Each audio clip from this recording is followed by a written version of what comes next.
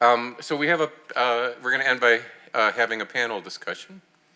The panelists are Paul Hodges, Yenisel, where's,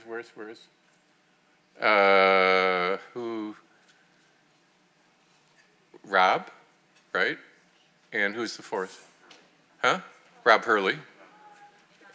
And Yvonne. Okay. Could you guys come up?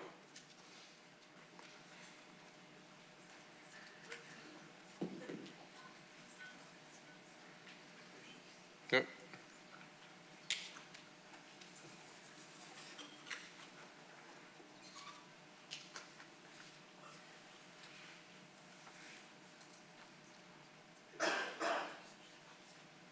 So you've all met Paul. Let me just briefly introduce Yvonne, Yenisel, and Rob. They were in part chosen to come up because they all come from different backgrounds. Yvonne Lee is a rheumatologist at Northwestern that has studied nociplastic pain as it co-occurs especially in rheumatoid arthritis, but more broadly in autoimmune diseases. Yenisel is a neuroscientist, trained as a neuroscientist, has done a lot of brain imaging work and a lot of other kind of sort of neuroscience pain work. Rob Hurley is an anesthesiology trained pain physician that does a lot of procedures, puts in spinal cord stimulators, does other types of procedures, and runs really efficient, well-run pain clinics. He seems to have sort of been able to crack the nut of how to get reimbursed for providing interdisciplinary care. And then Paul, again, you already know Paul's background coming as sort of a physio turned mechanistic researcher and in the pain space. So I guess the first thing that I was looking at Slido and looking for some common themes. If you find anything, Stephanie, you can, but let me just ask, to begin with, let me just ask each of them briefly. The ones that hadn't gotten up to give a talk. Yvonne, is there anything that you heard today that either surprised you, that you didn't know, or that someone said something, hopefully me, that you disagree with?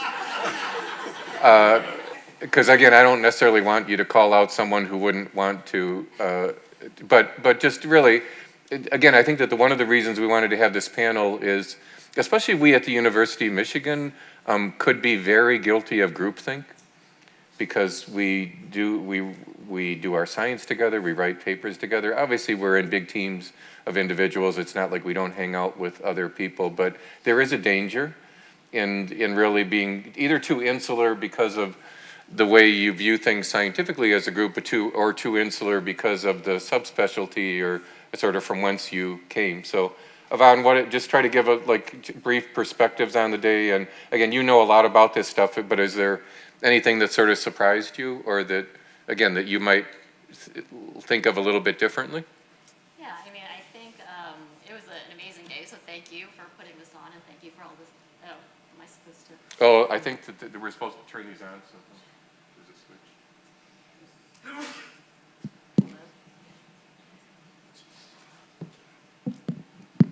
Oh, that, yeah. Okay, are they all on? Okay, they seem to be. Okay. So, yeah, I think I come from the perspective, obviously, of rheumatology, and I feel like we are probably relatively underrepresented in this room, aside from you, Dan, and I know Mo is a rheumatologist as well, and and I think I would say don't disagree with you, Dan, but I think just in thinking about the role of the immune system and its impacts on chronic pain, potentially nociplastic pain, I think now is a really, really interesting area for that, and going into the future in terms of future research, thinking about immune mechanisms that may potentially play a role in maybe triggering that process in some cases. So I do think once it's established in chronic, it's very hard to see relationships between, inflammation and certain immune processes and pain. But I do wonder about kind of the acute to chronic process and the triggering of that initial kind of how it all starts, because I think back to kind of bottom up and top down processes. I think there's the bottom up that we think of classically as genetic based and maybe always there, but then what about those bottom up processes? And then when we talk about inflammation, I always find talking about inflammation tricky, because what is inflammation really? Like, how do you define inflammation? Is it like the clinical red rubor, you know, and the fever and all of that, or, and you know, is it the vasodilation, the leukocytes, and it's a continuum, right? So how do we say that inflammation is or is not involved, and then where is the inflammation? I think some people in your group have looked at kind of more thoughts about neuroinflammation or things like that, and like how is that involved in chronic pain? So that's what I would say. And what so far you haven't disagreed at all with me. Okay. What do you think about autoimmunity? That's where I draw the line. That's where I don't think there's evidence that fibromyalgia is an autoimmune disease. And again, what do you think that term means to most people when you say something is an autoimmune disease? I don't think I'm going to disagree with you on this one. So I think I do think that so I think there could be more research in the area. I don't think that the data so far suggests that autoimmunity per se is linked with chronic nociplastic pain. So that, and in the thought that autoantibodies themselves necessarily are causing pain in some way. So, but whether there could be some downstream effects related to specific inflammatory processes or things like that, I'm not so sure. But I would say that the data I've seen so far, I'm not convinced of autoimmune. Like, I don't think fibromyalgia is an autoimmune disease either. Yeah, and again, the main point that I make when I make these debates is that term, if you sort of capitulate and say fibromyalgia is an autoimmune disease, cowboys all over are going to be giving people high-dose steroids, Cytoxin, like some people in Boston give people with so-called small fiber neuropathy that just have fibromyalgia. So again, that's what I think I and a lot of other people in the field are concerned of. And when I do these debates, it's like, okay, haven't we lost the meaning of the term autoimmune? If fibromyalgia and low back pain and all pain syndromes have become like autoimmune? I mean, don't you think the term really has some, like a clinical connotation of like, when you say autoimmune, that means that the immune system is playing such an aggressive, active role that we have to treat this condition with really heavy hitter drugs that are really knocking down inflammation. That's always what I've, like, you know, as a rheumatologist, when you make that diagnosis, it's almost like you flip a switch and you say, then there's a whole category of really powerful drugs, and go at the immune system with these drugs. And that's, again, what I really worry about if we too rapidly, you know, concede that a silly little animal study where you inject sera from humans into a rat and they develop hyperalgesia, which, like, thousands of things cause rats to develop hyperalgesia. It's like, is that enough to say this is an autoimmune disease and we should treat it as such? I guess that's where I think it's a super slippery slope. Yeah. Do any of you guys have any opinion on this? So I actually do have an opinion, since you're so insistent on someone disagreeing with you. Okay. Perfect. Because I do think that what's missing, and of course I'm totally biased because that's a lot of my research looking at aging, right? So thinking about, you know, there's biological aging processes that are occurring in the body, including immune aging. Mm-hmm. So the aging of our immune system, you know, a lot of the studies, if we look at this, you know, whatever, if we're using cytokines or more upstream measures of immune function, it's a matter, basically, we know that this is normal with aging. So aging is natural, even in very, you know, healthy states and healthy older adults. So I think that's one thing I haven't heard, and it's sort of important because even in like younger adolescents, I mean, there could be aging. It just means sort of older or worse function for typical chronological age. And there's people, you know, people that are healthier, that are older. So I guess I think about it from that perspective. The other thing I don't agree necessarily, and I keep going back and forth because as a neuroscientist, I've really thought about the brain sculpting the pain experience for a long time. But we also have to remember, and I go back to, how clinicians take an x-ray or even an MRI of a knee or of a joint, and just because we don't have the best sequences or, in my ideal future sequences that we're able down to get to pathophysiology at a molecular cellular level, doesn't mean that there's no peripheral drive. And so we have to be careful, because I think we've shifted over time into finally the brain is important, but it's almost like, well, the periphery is no longer important. And the brain may, in some cases, be responding to some real peripheral input that we're just unable to actually measure, right, appropriately, especially in humans. And this is why, it's important. Was that okay disagreeing? I haven't heard anything that I disagree with, so whatever. But I'm glad that you want to disagree with me, because I knew that you and Rob would actually enjoy disagreeing with me inherently. So that's cool. If you want to call it a disagreement, I'm good with it. But I don't think there's anything that you said that I don't believe. So now, Rob, if we start talking about the efficacy of spinal procedures, we might actually come up with it. But that's not.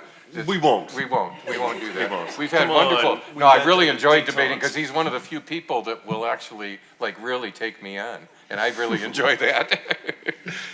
Yeah, I think sadly on this one, I'm not going to. I was ready to go after you on lack of peripheral input for these nociplastic states, but you end run me with this lovely slide of up, down, up approaches. So I'm going to bypass that and shift to a different direction, which one of the other things, in addition to sort of the clinical things I do, almost all of my funding is in either a clinical trial or clinical trials, and the other area is in large-scale database research, basically informatics, if you want to look at it this way.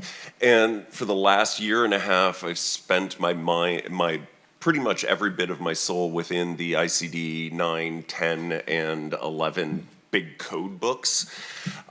And one thing about this conference that heartens me, I'm not going to say it surprises me given the content experts that are here, is that people are beginning to understand and trying to address this before it becomes a major problem, which is the lack of semantic clarity in our terminology for many of these things. A lot of this is stemming from what Paul talked about, but I want to give an example of where this becomes a really big problem if we don't get this right, is within, most of my research is in opioid use disorder and opioid misuse. And the codes that are used within ICD-9, ICD-10 don't match DSM-5, and even if they did, clinicians don't use them correctly. Why is that important? As funding decreases over time, one of the cheapest things to do research on is large-scale administrative databases. So if you look at the New England Journal papers or the JAMA papers on opioid use disorder, you'll notice they come out of either Medicare, Medicaid databases, Optum databases, or otherwise. What's the inherent flaw and problem in that? You're depending on what a biller or a coder or a clinician put down. And sadly, if you read any of our recent papers, they're wrong more often than they're right. And the point being, we make public policy decisions based on these very large data sets. Like when I put out a paper that has 100 million samples in it, people will say, oh yeah, no, this must be true. But people are forgetting the basic stuff. So the only caution that I would have in doing this is let's not do the same thing that we did in the opioid field, which is our clinical sort of descriptors don't match the ICD descriptors. I understand the cat is out of the box now. Whatever that phrase is. Yes, yeah, the horse is out of the gate. ICD-11's done, and it's been approved many years ago. It will be hitting our system soon enough, but it would be really nice if we came closer to that. The second thing is, because clinicians, it's not that we all don't pay attention. There's a complete lack of time to pay attention to the minutial detail. So the simpler, the more precise our language can be, the more likelihood we're going to get better data out of it. Because the final thing is, the people in your discussions at IASP are very unlikely to be the people that are actually doing any of the coding. So whether they understand or not doesn't really matter. What matters is the 99% of clinicians out there that are going to use these codes. So they need to be developed for them. And it doesn't mean dumb them down. It just means make sure they make clinical sense. And when we have ICD 12 come out for the pain codes, it would be great if all those little committees would work together to actually align. There we go. Yeah. And That's not a criticism of you at all. It's No, a no, no. criticism of how greater medicine operates. but it's a clanger.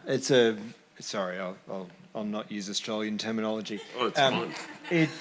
It's a fundamental problem in that many of these things cannot be dumbed down because they can't be reduced to something simple because fundamentally the things that are necessary to make the decisions are complex. And neuropathic pain is a beautiful example, and in that someone can have leg pain that looks a bit like radiculopathy, but nothing to do with neuropathic pain. But it's very easy to say, oh, it looks like neuropathy, it's neuropathic pain. And I'm not going to mention names or details, but there's a paper published in New England Journal of Medicine looking at a very promising drug for neuropathic pain, where the patients were included in the trial based on having leg pain and a couple of other things. But when you look at the criteria, if you map it against what the neuropathic criteria were, so neuropathic pain can either be possible, probable, or definite. When you look at the criteria that were used, the best that they can get for 55% of the patients is possible, meaning that they probably weren't. And so there's not going to be simple criteria that are accurate to the degree that our system actually needs. So we've got this real challenge of where is it that we're happy to accept inaccuracy, and where do we actually need to invest in getting it right? And it's a huge problem of how can you draw that line in our clinical criteria, our tool that we're developing. One of the big criticisms is that as soon as you need to have the clinician being trained, you've made it not feasible. But breast cancer, we're very happy to invest thousands of dollars in investigation of the genetic material to understand what is the best treatment. We need to decide where the cost benefit of actually investing in expensive things. So there's a lot of problems that we need to. It's never going to be simple. No, I don't disagree with any aspect of anything that you've just said. I think one of the things that would be helpful is if we all realize the people that are using these codes may not actually be pain clinicians or pain scientists. So there's lots of NIH networks out there studying pain, and the vast majority of the PIs are not pain scientists by training or by background. So someone put up a slide today saying not all pain is the same. They still, literally in their clinical trials, if you have chronic pain, you're included, regardless of that. So that's the extreme. And how do you get around that? I don't really know, other than education and being in review, because there's at least 5 JAMA papers with those types of things. We all need to pay attention to reviewing and start doing it a little bit more. Stephanie, anything from Slido that the group wants us to talk about? Yeah, I think that the terminology issues are huge in terms of, for a number of reasons, in terms of the coding that you guys were just talking about, but also how to study it. And what I also am hearing and from several of these comments is how important it is for patients to have validation, really. And so having some common language, I think is really important and helpful for that. So keep working at it. But also take on board, like the issue I was talking about earlier about central sensitization. I'd really be interested to hear from the patient and partner the patient and community partner people hear about their love or dislike for the term central sensitisation, because it's going to be really important over the next year, whether we lose it or not, because there is a very strong faction trying to say that we shouldn't use it for patients, for humans, I mean. And it'd be great if we can have some advocacy behind the argument to keep it if people think it is a useful term to retain. So terminology is really important. Yeah. Well, I would just say I've been sort of at odds with a lot of the IASP committees for a long time. Mm-hmm. And it's like, if they want to go stupid, we'll just ignore them. I mean, how does an animal researcher that's never seen a human with pain get a stronger vote about whether we should use the term central sensitization to describe a human with pain? Not a rat. I'm not going to, they get to call rats whatever they want. Mm-hmm. That's their prerogative. Yeah, that's their, but to have a bunch of animal researchers get in an ISP thing and rail on how we can't use this term, it's like, shut up. Like what do you, so what? And again, I disagree that in all of their models that they actually can measure input and output. In most animal studies of central sensitization, they don't do both to call it central sensitization. And they use this amazingly non-specific phenomena of hyperalgesia to say that that's synonymous with human clinical pain. So they live in a house of cards. If they want to, I'd love to discuss this. But again, it's just, but it's like just, you just get a single vote, and it's a little vote. And I don't know if you know this, but when the first Nociplastic pain article came out, that I wasn't actually on that channel at that time, I was on the subsequent ones, we were the only ones to write an editorial saying the word was stupid. We said, it's loved the concept of having a third descriptor, but what were you thinking of when you said Nociplastic? The word should somehow have the term central in it, because we spent a lot of time, the broader we, the people that have studied the CNS contributions to pain, that got that term, like the fact that the IASP thought it was important to have a mechanism where the central nervous system was driving, that was a big deal clinically to get people to reorient their thinking towards this pain is coming more from the central than the peripheral. And that's what we said, is the term should somehow have the term central, because the consumer of that term are clinicians that are not very sophisticated with respect to their understanding of pain, and it's just like point them to the brain rather than the knee, and you'll be doing a big favor for the persons with chronic pain. So I mean that's literally the reason that I've taken the position that I have, and we've largely ignored. We got our articles criticized often when we use central sensitization in a clinical article, and manuscripts rejected, and you have to then change the terms and everything, but for the last 5 or 10 years, that's been very broadly accepted in the clinical literature, because the brain is sensitized. I think there's a lot of evidence that I think the nervous system is, I think it's an accurate description, until we get down to a more nuanced view. I think it's a pretty accurate description of what really is happening. So, I think it's important, like you say, to say that there's a debate or whatever, but if the IASP digs its heels in like the way it did with neuropathic pain, and it's got to be a lesion because the neurologist didn't want fibromyalgia to be their disease, is like then the rest of the community will ignore the IASP. Which is not. I mean, this is not what we should be doing. No, but I'm just saying I think that because there are some people in ISP that are just so sure they're right, when they're, again, the kind of research they do is not they can't really be drawing those inferences. They're animal researchers. Right. And part of the reason they're digging their heels in so hard is because the human researchers have done the same to them and said, well, you can't call what you measure pain because it's not. Because it's true. Sorry. And so part of what I sense is this thing of, well, you told us we can't call what we measure pain, so you can't call what you measure central sensitization. So I think it's a bit of a I don't think we'll lose the capacity to use central sensitization, but I think the ISP will need to think about how the term they use. Because by definition, you can only have central sensitization of nociceptors. And what you're talking about in terms of this multisensory sensitivity, by their definition, you can't call that's not central sensitization, but clearly it follows the same biology. So I think there needs to be some modification of terms to.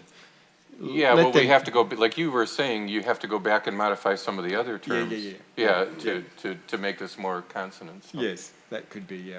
What other terms, besides central sensitization, do you think that persons with lived experience are having trouble with? And that could be either Stephanie from the questions or any of the, Tom, any of the PWLEs. Sharon? Yeah, I'm with the Fibromyalgia Association. So, Paul, to answer your question, central sensitization has been widely adopted. And I think to your point, it's really key.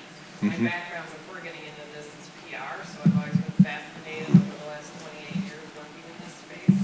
You know, when the new words and terms have come in, you know, their role, and so it's a matter of education. But I do think that dismissing the central piece, it's just going to be like a harder sell where you're just going to, and Dan just spoke at our conference for Fibromyalgia Awareness Day, and you were talking about Nociplastic pain.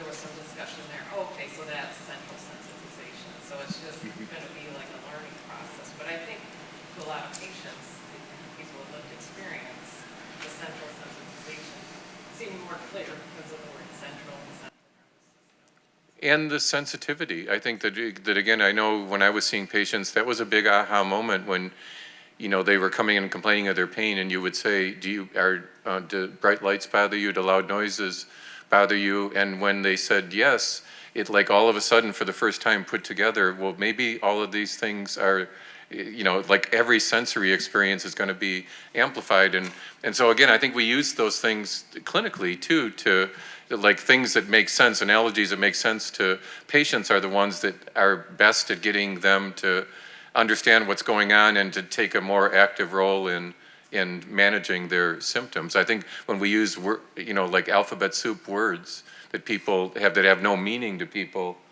they have no meaning to people. And you're right, that is a huge aha moment when we tell people about the sounds, the smells, and everything like it. That really changes people's perceptions about what's happening. Yes, as long as it doesn't get sort of negatively, like I'm thinking of catastrophizing, you know, those that then clinicians sort of have been saying like, oh, you're catastrophized, or kind of like, you know, it's like a characterological trait. Right. That's a different rant that I do in a different time. Yes. Yeah. Yeah. Was there a question where? Chris? And I would just answer your question by saying that all of the terms are confusing. Right. Yeah. Multiple names of each one of these conditions within itself: bladder pain syndrome, femoral bladder syndrome, interstitial cystitis. I mean, I could go on and on, but chronic primary pain, nociplastic pain, central sensitivity syndromes. I mean, all of the COPCs, like these are all used in the scientific literature. They're even more confusing to patients. So I would think one of our major recommendations out of this meeting is clarification on what we're talking about. And I really appreciate your comments so much, Rob, in terms of what the real world implications of the science that we're doing using the terminology that we're using. I did have another question. I don't know. Yeah, please. So, Paul, I want to follow up on something that you mentioned earlier. I don't even think this is working. We're used to placebos. Yeah. You said something that really triggered my mind, and I think I read between the lines but wanted to clarify. When you're talking about why you didn't like the term nociplastic, and the idea that it's communicating to people that there is no possibility of recovering or changing. And I was curious, were you saying that because you think it's a bad message to give to patients about their state and their future? Or were you saying that looking forward into the future of research, you think that it's possible from what we're studying now or in the future that we can actually change the plasticity of the brain and that we would not just be treating symptoms like we're trying to do now, but actually restructure, rewire the plasticity of the brain. So I think the thing I don't like, and I know it's not a universal opinion. I don't like the inference of the plastic term that it's non-reversible, and I know we don't hear that when we hear neuroplasticity. We hear the potential to change, and that's great, and I'm really happy for that. I just worry that from its root, that word does mean that it's irreversible, and I don't think that's the message we want. And when a person who's had pain is better, their brain probably is different, but it's been made different in a good way. I hope we are changing the brain and that we're not just managing symptoms, and I hope that the things that we are able to offer to I hope that what the discrimination between these different pain types enables us to do is to actually work out what it is that we can do to reshape a person's brain, because ultimately I think that's the only way to manage nociplastic pain is by changing their brain. Managing their symptoms I don't think is long-term useful. I think we do have to take advantage of the changeability of the brain. I think the one group that we haven't yet studied enough are the people who've recovered, and to actually find out what is it that is different about those people than the people who haven't recovered. And we spend all of our time trying to predict who's going to do badly or who's not going to recover, but we don't spend enough time finding out what's magic about the people who have actually improved. And their brain is going to be, have been modified. Whether it's the same as a healthy brain, I don't think it actually is. I think it's found some new solution. So I hope that's what we're actually doing, ideally, yes. Yeah. How do we incentivize that type of research? Because I don't know what it's like in Australia, but here it's the same thing as we talk about, like resiliency factors, protective factors. It's so hard to get research funded here on looking at those positive things. We're always focused on symptom management or what's dysfunctional, right? Rather than looking at, like you said, focusing on or studying people in addition to who are actually recovering to see what's different about them. I don't think it's impossible to get. In fact, I don't know. I no longer understand the funding system in the US. I was like, yeah, welcome. But in Australia, it's not impossible. It's just about how you frame the question, and those kind of studies are funded. And so we've just received a big grant to try and. It's called a synergy grant, and the idea is to bring together people who don't normally work together, who look at the world differently, to try and tackle a big problem. And one piece of our program is actually to try and understand these people who've been able to go from a chronic pain state to be pain-free. So, and it is about understanding those resilience factors, because there's something about their nervous systems that is different, and if we could replicate that, it'd be ideal. So it is just about framing the question, I think, and making it convincing, and with some evidence it gives you a stronger argument to then defend the next piece. But if we sell it in the idea, I think selling it like that this is an untapped resource that we haven't utilised, that probably has some great advantage. But there is research, Chris, in the US that is Yeah, I was. right. Yeah. And as a matter of fact, we have, even in our cohorts, even if our grants got funded to look at, because I'm working on this right now in one of my own grants, that, we originally proposed to look at people that got worse, because that's kind of what we're worried about. But actually, we have a group of people that got better. Why? And, we have some hints of what predicts those things. Now, as a neuroscientist, I will say we need to look also a little more, consider that it may not just be pain changing the brain, but actually your brain is just set up from birth, from adolescence, from life to, if you get an injury, then you'll have pain, and there's that susceptibility. But again, we thought many years ago when I studied as a neuroscientist, that, if your hippocampal cells, your brain cells will die and they weren't regenerated, they can be now, new connections can be actually made.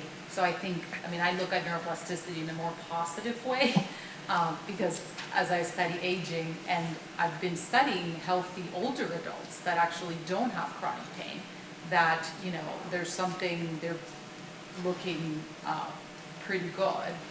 I think I guess I'm a little more hopeful in that respect, but yeah, I do know, I'm looking at Afton, sort of positive, like the positive things, people getting better, there are more increasing. The NIH Pain Consortium 2 summers ago was focused on pain and resilience. I do think there's a little bit of energy. A lot of the program announcements we see do look at risk and resilience, and that is just really in the last maybe 10 years. So that's encouraging. Yeah, and I think a lot of there've been a fair number of imaging studies that have shown that both structural changes and connectivity changes go back towards normal when someone gets better. So I don't think, the idea that this is irreversible is not at all based in data. I think everything about what we're talking about has a reversible component to it. It's not easy to reverse it, but I think we can. Let me say on that as a Paul, I'm an engineer in remission. And plastic deformation doesn't mean it won't go back, it just won't go back automatically. It needs some specific set of conditions to return it to its original state. So it basically needs help to get back to the base state. I like the term plastic. And you're friends with Paul from earlier in life, so you can have a beer together tonight and talk about plastic. Tom. I'm not sure this is the appropriate place. Sure it is. If not here, where? I have to applaud all of you for your tenacity and your work. Where I have a problem is how does it translate from the doctor talking to a person in a clinic, in an office? I'm really, I really get upset. Your work takes 17 years to come down to me. And I go, what can we do to take those terms or whatever to the point where it's translatable to the person who's being affected? If we don't get those results and talk about the people with pain, what are you researching? Yeah, that's a huge problem. I am disappointed to say that when people ask me at the University of Michigan where I should send someone that has fibromyalgia, no, I have nowhere to send them. Our pain clinics don't, again, they really prefer to do spinal procedures. Both of the pain clinics will, occasionally see fibromyalgia patients, but they don't have anywhere near the capacity. The primary care physicians don't feel capable of treating it. I personally think we have to train a new group of subspecialists that are trained in pain medicine but don't learn how to do procedures. That they're the equivalent of non-invasive cardiologists that think about the problem and if someone really needs a procedure, they send them to the proceduralist, but we don't have anyone that'll just think about the problem and talk to the patient and work through a bunch of integrative non-pharmacologic therapies. We have people that want to do stuff or that don't know what to do, but we don't. I think that again, you figured out care models somehow, I think, for seeing some of these patients, but here at Michigan, and I think at most institutions that I'm aware of, it's like a treatment desert for the pain patients that do not need a surgical procedure or an injection. And that's a huge problem in the United States. I think it's a worldwide problem, but it's a particular problem in the United States because of our fee-for-service reimbursement systems. And that's, again, Linda Porter and I did a Cold Spring Harbor conference almost a decade ago on just on reimbursement. We got CMS to come and some of the other insurers, and it was enlightening but disappointing to see like how they make decisions about treatment. And behind the the Wizard of Oz curtain that Linda used to be behind, that I know that the NIH program staff realized that one of the ways that CMS would change reimbursement for different non-pharmacologic therapies is that they had to have evidence in the Medicare population, which is over 65. So the NIH actually was intentional about funding some of the trials of acupuncture and of non-pharmacologic interventions in a more elderly population, such that the data could be used by CMS to change reimbursement, because most of the other third-party payers follow CMS, and CMS, again, generally has to have data in the elderly individuals. So we have a lot of sort of structural problems with healthcare, you know, with lack of basically paying for non-pharmacologic therapy for pain, and the providers that would help coordinate those care models. They just don't exist at most places. Yeah, unfortunately true. One of the things that I would say, though, to answer, I think, a little bit of your question, or maybe address it, is thinking outside of the normal avenues of treatment of care for patients. So to Dan's point, and has been raised on terminology, if we don't find the right terminology, people will go around and create other terminology, and I'll tell you precisely how that will happen, because that's how it happens at most US health systems. Within our EHRs, you can change the term that will then go to the correct code behind the scenes. So we can ignore IASP code, our nomenclature, we can do whatever we want and create our own. That is possibly a negative.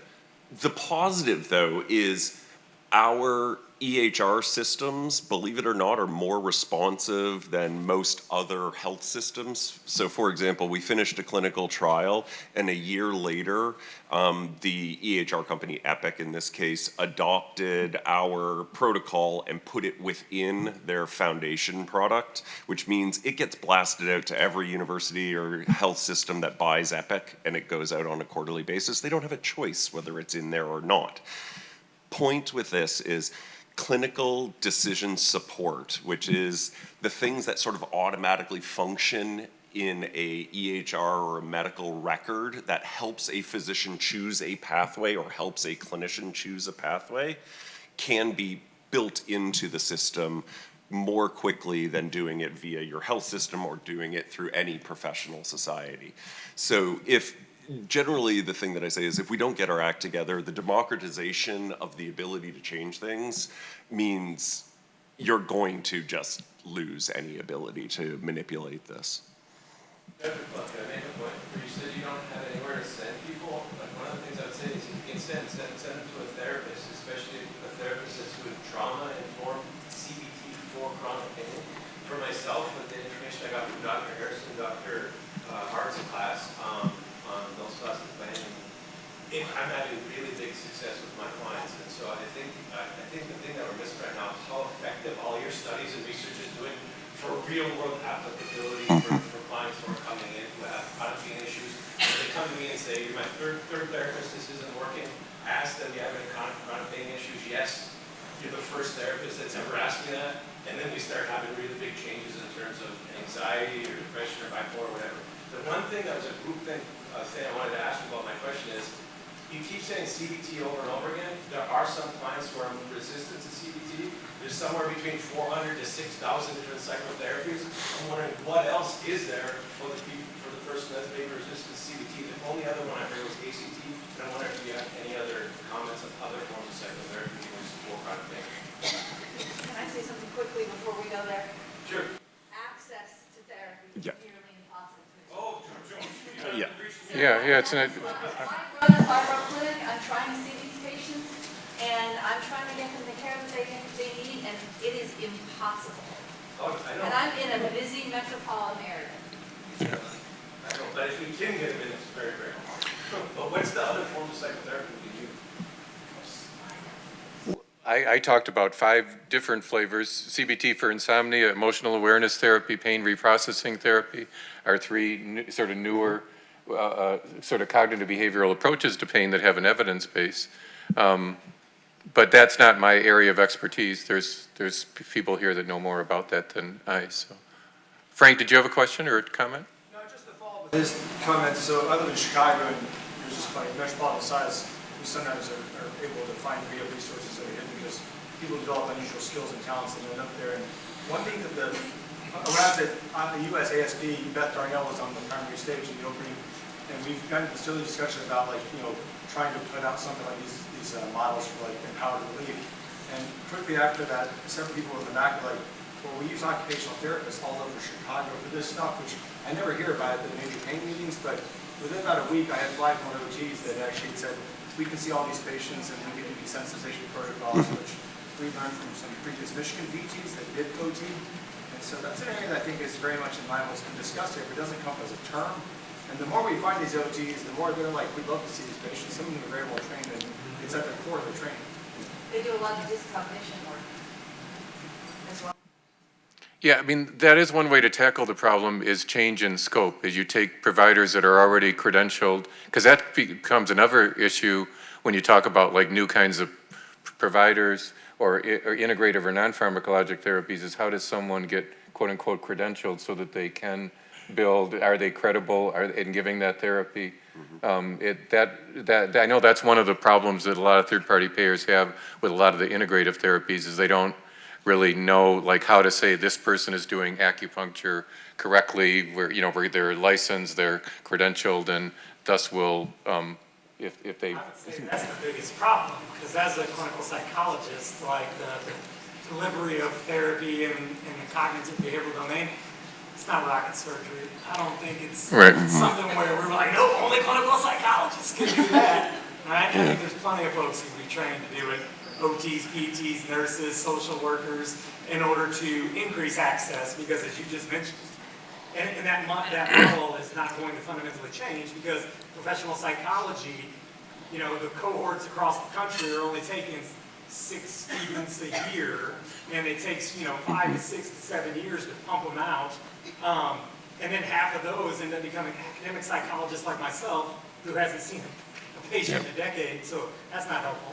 But CMS won't pay for me to deliver. I've been trained to do No, you're absolutely right. And they won't pay me to deliver. Yeah, and I mean, that's basically back to Dan's point, because you're not appropriately credentialed, or you can't get that privilege because you don't have a psychology degree, which, is ridiculous. Well, I think you're onto something too, because if you, for me as a patient, I come to you, I'm in pain, I'm in real pain, and I've had trauma, right? And so, especially with fibromyalgia, we know those kinds of things come with it. When you tell me to go do CBT, I'm going to be pissed. And so, I think that making sure that other folks are trained in that area, like PTs, like OTs, and how to give those types of therapy in a way of being like, oh yeah, your pain is real. I'm not just going to recommend you to a psychologist. I'm going to recommend you to somewhere where you can get multifaceted services, which is a better approach than just saying like, hey, you have fibro, go get therapy. I mean, I'm not saying that that's what's happening. I heard earlier today that was the last talking point that came, which was great, but from somebody who has medical trauma and dealing with this kind of interactions with folks, it is really traumatic to just hear, oh, I need to go get therapy, I shut down, I don't get treatment, and I suffer from I need someone that knows how to identify the different types of pain and can then apply, because every person is multifaceted, the different medications, the different treatments, and the different therapy. There isn't one cure for any of it. So like in Florida, our physical therapists, I can tell you because of my own and my family and our participants and people that I'm very much in the clinic and I mentor a lot of them, they are really good about literally giving therapy, even though it's not part of their, like I was shocked when I'm seeing them and they're like, yeah, this person's catastrophizing, we can take that down, let me give them neuroscience education, do this, do that, and so I think that is definitely, but then for them to identify like, oh, maybe a more complex case, and they know, oh, let me, I send to, refer to, we can, but there's, I've seen it in the clinic with PTs. Yeah, a lot of the physios, in fact, when we did the backpack trials and we had physical therapy be a treatment, we had to get the therapist to do like just PT, not the PT with CBT that they often do. They see Well, and I'm not saying they should be doing it together. They should be combining them. But for the purpose of that trial, we wanted to know what physical therapy, classic physical therapy did, not physical therapy combined with cognitive behavioral therapy. We've done a couple of clinical trials of physical therapists delivered CBT-like interventions, and they've been effective. Yeah.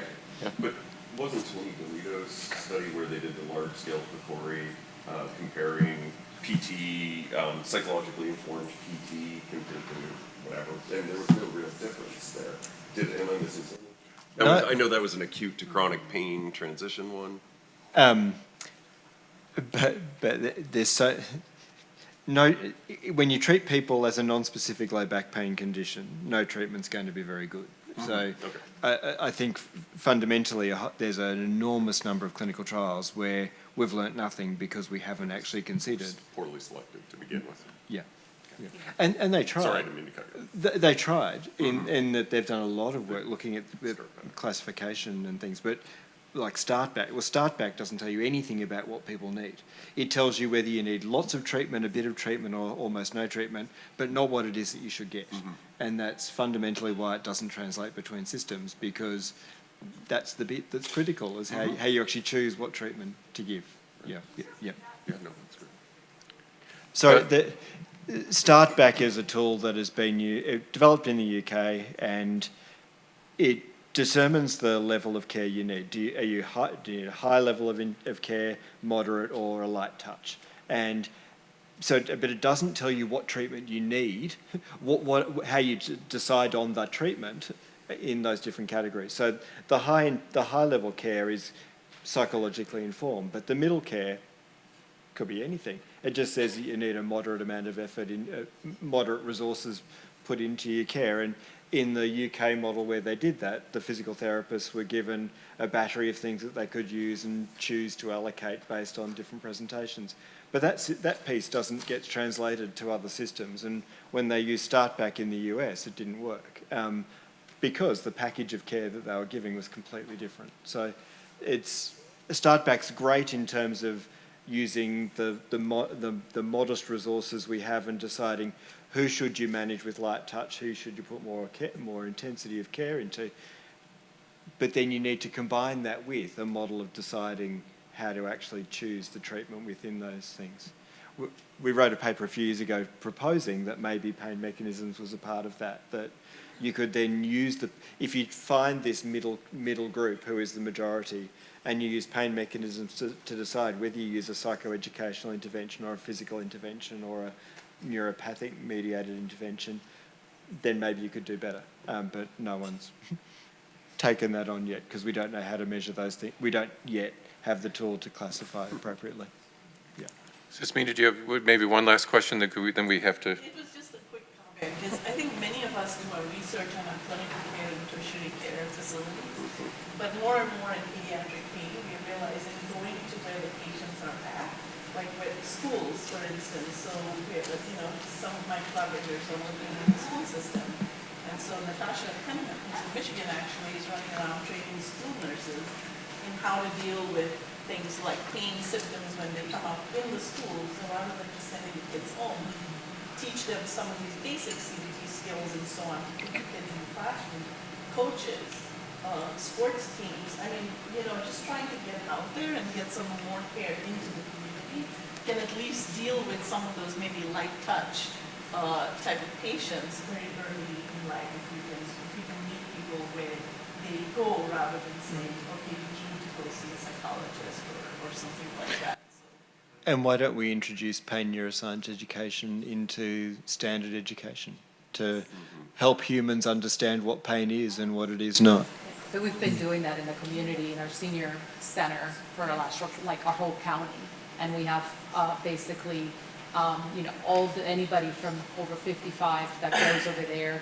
We're having events and people are taught by people with expertise on what are the exercises for potential, joint pain, musculoskeletal pain, nutrition, sleep. We talk a lot about sleep and hygiene and the brain and, talking about neuroscience. And so we've been doing this basically quarterly, and now we're working on pamphlets that we can give because we have hundreds of older adults that really want this information, and they're like, I forget, can you give it to me so I can have this at home and share and da-da-da.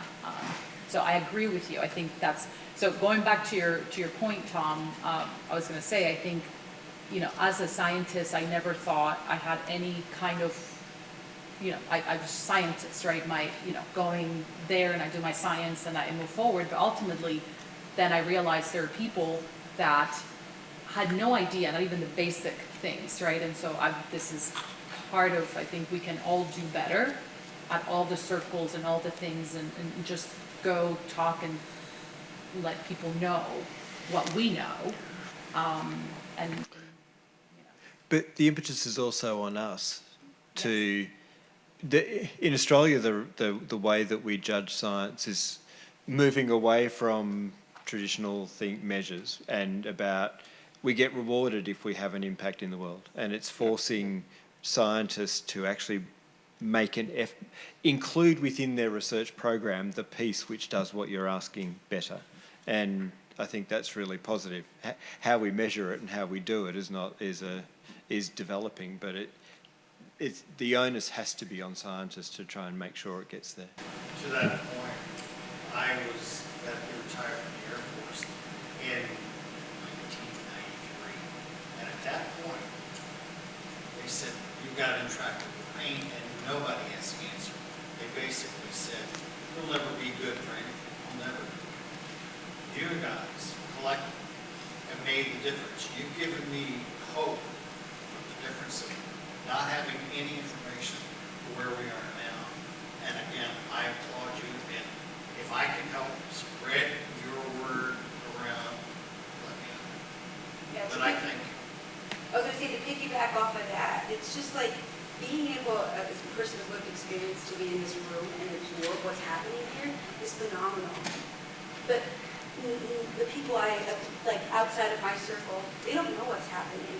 And so I really think a lot of the problems that we're facing today is that lack of translation on the research side of things or on the medical side of things, because they only see the negative that's happening and they don't have that transitional piece. And so we're advocates for it all too, and that's the point. But I just really hope that we can really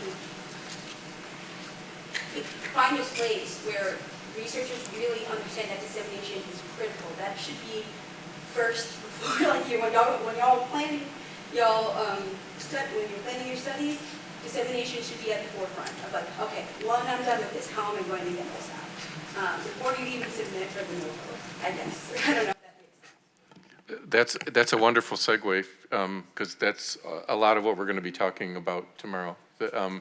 And again, we're extremely appreciative of the persons with lived experience. And after Aaron's mic drop moment, I'm looking forward to mostly an entire. Poor Jason has to talk as a scientist in the morning.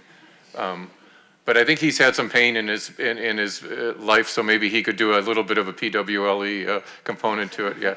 Yeah. But anyway, looking forward to tomorrow, because again, we're going to hear a lot more from the persons with lived experience, have more of a call to action as of what we can do as a community. And for those of you who are able, come out tonight to our house and have some fun. If you're driving out there, you probably already got the memo, but park in there's an open lot across from our house, or a little bit ahead of our house. There's a big greenhouse in the back. Park there instead of trying to park at our house. It'll be our house would be a hot mess if you all parked there. So we own that other piece of property. Feel free to park liberally there, but so anyway, see you out there.